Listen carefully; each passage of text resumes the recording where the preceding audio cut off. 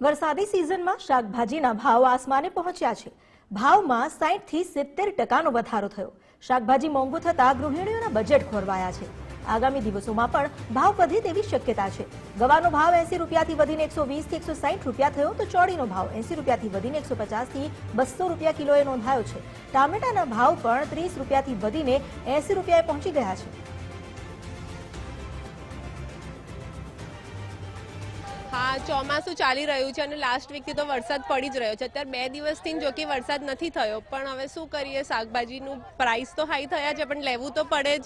બધામાં જેમ કે ટમેટા હોય, ભીંડા હોય, ગ્રીન વેજીટેબલ્સ હોય, બધામાં પ્રાઇસ હાઈ થયા છે। અત્યારે મોન્સૂનના લીધે જંક ફૂડ તો ખાઈ ના શકાય, કેમ કે બીમારી એટલી ફેલાય છે, એટલે ખાવું તો પડે જ। અને અમે પૂછીએ છીએ તો એવું કહે છે કે આગળથી જ અમને એવી રીતે સપ્લાય થાય છે માલ, તો અમે એ રીતે પ્રાઇસ લઈએ જ નહીં। દરેકમાં ભાવ વધ્યા છે, ખૂબ ભાવ વધ્યા છે। ગૃહિણીઓ લેવા બહુ વિચાર કરવો પડે કે કઈ રીતના શાક લઈએ, શાકભાજી લઈએ, ખાઈએ પીએ, શું લઈએ ને શું ખાઈએ, એટલો વિચાર કરવો પડે।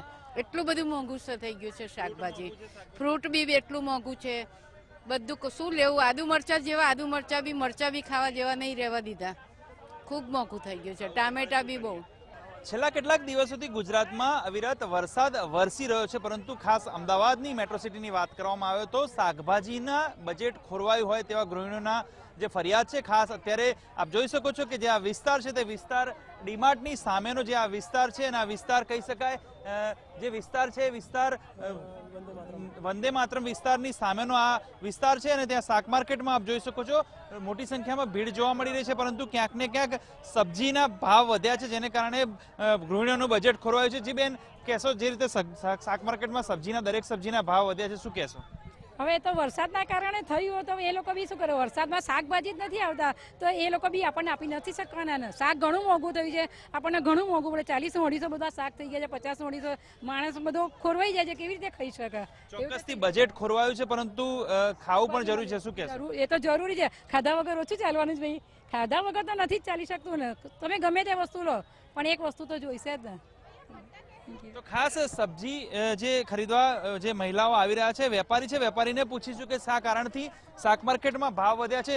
જે ખાસ જે શાક માર્કેટમાં દરેક વસ્તુમાં ભાવ વધ્યા છે, શું કહેશો, શું કારણ છે શાક માર્કેટમાં શાક ઓછી થઈ છે? એટલા માટે આગળથી શાકની આવક ઓછી થઈ ગઈ વરસાદના કારણે, એટલા માટે ભાવમાં વધારો થયો છે। કઈ કઈ વસ્તુના સબ્જીમાં ભાવ વધ્યા? ભાવ તો બધામાં દરેક સબ્જીમાં ભાવમાં વધારો છે।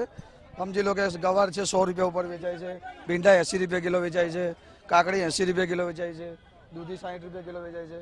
એમ કરીએ દરેક વસ્તુમાં શાકના ભાવમાં વધારો છે। શું લાગે આ ભાવ વધારો હજી રહેશે કે પછી ઘટશે? હજુ વરસાદ પડ્યો તો હજુ ભાવમાં વધારો થવાની શક્યતા છે, અને હજી વરસાદ ઓછો થશે તો શાકની આવક આવશે તો પછી ભાવમાં ઓછા થશે।